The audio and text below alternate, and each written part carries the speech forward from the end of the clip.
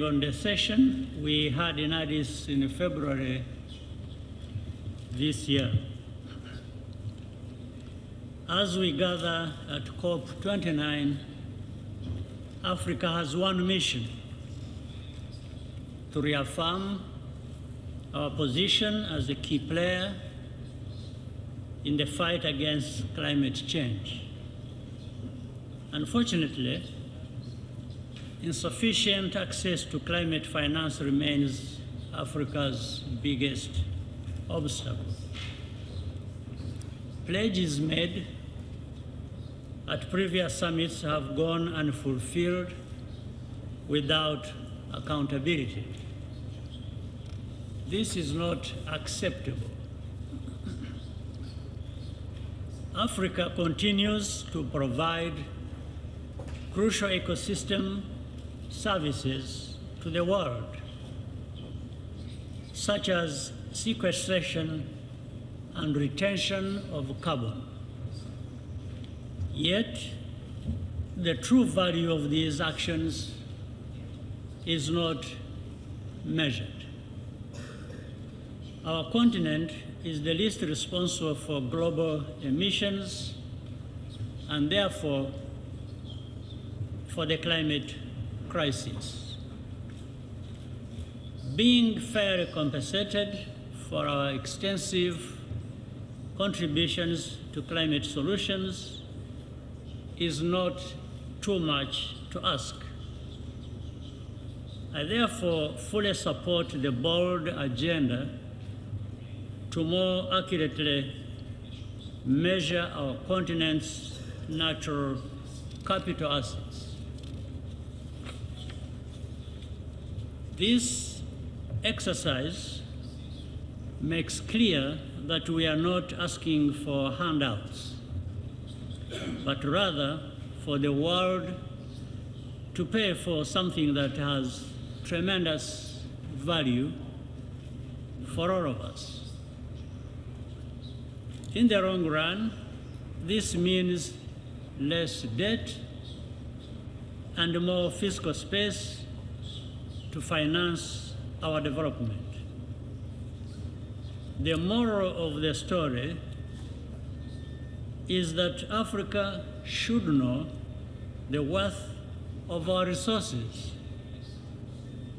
By protecting and conserving our environment, we can reinvest the profits in our communities and our future. I thank you. Africa has some of the largest sources of natural capital in the world, including over 40% of the world's clean energy potential, 65% of the world's uncultivated arable land, 25% of global biodiversity, and 20% of the world's tropical rainforest area. The Congo Basin, which you have heard quite a lot about today, is the second largest carbon lung in the world, as you heard from the Honorable Minister of Foreign Affairs for Equatorial Guinea, after the Amazon forest. It stretches 314 million hectares with 1.2 million kilometers of primary forest. The peatlands of the Congo Basin store 29 billion tons of carbon. That is the equivalent of 3 years' worth of global greenhouse gas emissions. The Congo Basin also absorbs 1.5 billion tons of carbon dioxide by year. Excellencies, ladies and gentlemen, Africa's forests account for 26% of all the carbon sequestration in forests in the world. The continent also hosts considerable non-renewable natural resources, accounting for 50% of the world reserves of cobalt used for batteries, 40% of manganese reserves used for solar and wind farms, and more than 80% of platinum reserves, complemented by rich endowments of nickel, copper, and rare earth minerals. These are absolutely crucial for global green energy transitions, for electric vehicles and battery energy storage systems. And the value of that today for the battery energy storage systems and electric vehicles is $7 trillion by 2030. And that's going to rise to $58 trillion by 2050. And you can imagine that cannot happen without Africa. Africa also is endowed with abundant renewable energy, an almost limitless supply of potential solar capacity of 10 terawatts, hydro 350 megawatts, wind 110 gigawatts, geothermal resources 15 gigawatts, all of which are the backbone of a less carbon-intensive and more sustainable global energy system. Therefore, while Africa contributes significantly to global public good for tackling climate change with its vast resources of natural capital, its vast natural capital has continued to be significantly undervalued. This vast natural capital is not taken into consideration in valuing the GDP of African economies. For example, while the GDP of Africa was estimated at $2.5 trillion in 2018, this was 2.5 times lower than the estimated value of its natural capital, estimated at the time at $2.6 trillion, which partly includes some valuation of the ecosystem services. This situation, Your Excellencies, makes Africa to be green endowed, but cash poor. Green endowed, but cash poor. When the value of Africa's vast forests and environmental services and natural capital are properly valued, the size of its rebased GDP, taking this into account, will be much higher. The African development. On behalf of President Ruto, may I convey his greetings and solidarity. Your Excellencies, the statement I have is not mine, it's President Ruto's statement. I only have authority to deliver it. I do not have authority to edit it. It is both an honor and privilege to stand before you today as we convene this crucial meeting alongside His Excellency Denis Sassou Nguesso, President of the Republic of Congo. Together we are embarking on a transformative discussion under the theme Measuring the Green Wealth of Nations, Natural Capital, and Economic Productivity of Africa. This is not merely a conversation on economic recalibration, but a strategic discourse on unlocking Africa's true wealth and potential in the global economy. As the chair of the African Union Commission of the Heads of State on Climate Change, it has been my honor to lead Africa's collective efforts on climate change through numerous consultations, reflections, and regional summits, including the historic Africa Climate Summit in Nairobi in 2023. We have articulated our unified stance on climate justice, adaptation, and finance.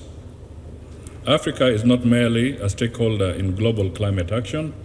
We are a leader, and it is our responsibility to ensure that our solutions are tailored to our unique realities and abundant resources. As the world was conducting the global stocktake in the leading up to the Cop29, Africa had already initiated its own comprehensive stocktake through the inaugural Africa Climate Summit, which resulted in the Nairobi Declaration. This declaration highlighted Africa's position, priorities, ensuring that climate justice remained a central focus in global climate negotiations. Africa's vast wealth of natural capital, from our forests and biodiversity to our clean energy potential, remains underappreciated in traditional economic assessments. According to the UNEP Adaptation Gap Report, global adaptation reports remain underfinanced and underprepared, with developing countries facing an annual finance gap of approximately $387 billion US. Meanwhile, the international climate finance flows are not on track, having decreased by 15% in 2021.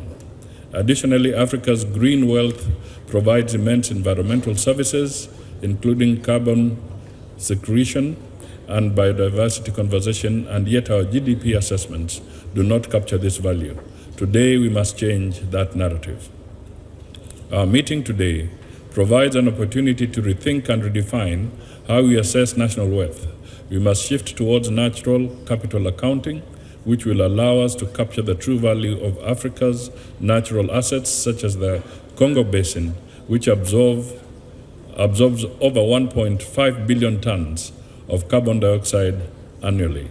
Africa is one of the richest continents in terms of ecosystem services, yet we remain nature-rich but cash-poor. By properly valuing our green wealth, we can unlock new financial flows to green investments, bolster our economies, and even improve our credit ratings by showcasing the true asset base of our nations. The Congo Basin, for example, has carbon stock worth billions, yet it is not factored into the global financial system. This is the heart of our conversation today. How can we ensure that Africa's ecosystems, services from carbon secretion to pollution control are valued as global public goods? We must seize this moment to commit to a revaluation of our GDP by integrating natural capital into our national accounting systems. This will not only provide the world with a more accurate representation of Africa's true wealth, but also help raise resources through initiatives like the Green Bond Market, mobilizing financing for climate-resilient infrastructure and sustainable growth. Africa must transition from being seen as an aid-dependent continent to a partner of equal standing in the global economy. We are endowed with critical minerals, renewable energy resources, and a young, dynamic workforce, all of which position us as key players in the transition to a green global economy. Our message to the world is clear. Africa is ready and capable, and engagements with Africa must shift from donor-recipient dynamics to partner-to-partner cooperation. As leaders, we must invest in the local valuation of our natural resources to stimulate job creation, innovation, and sustainable development. This is not just an African agenda, it is a global one. We call on our partners, both within and outside Africa, to join us in creating a new economic paradigm that places nature at the center of our development strategy. Your Excellencies, ladies and gentlemen, today's discussions will pave the way for a new era of economic productivity, one that recognizes and rewards the vital role Africa plays in supporting global environmental health. Let us leave here with clear commitments to revalue our natural capital, ensure that our ecosystems serve as engines of growth, and advocate for fair financial systems that reflect the true wealth of our nations. I thank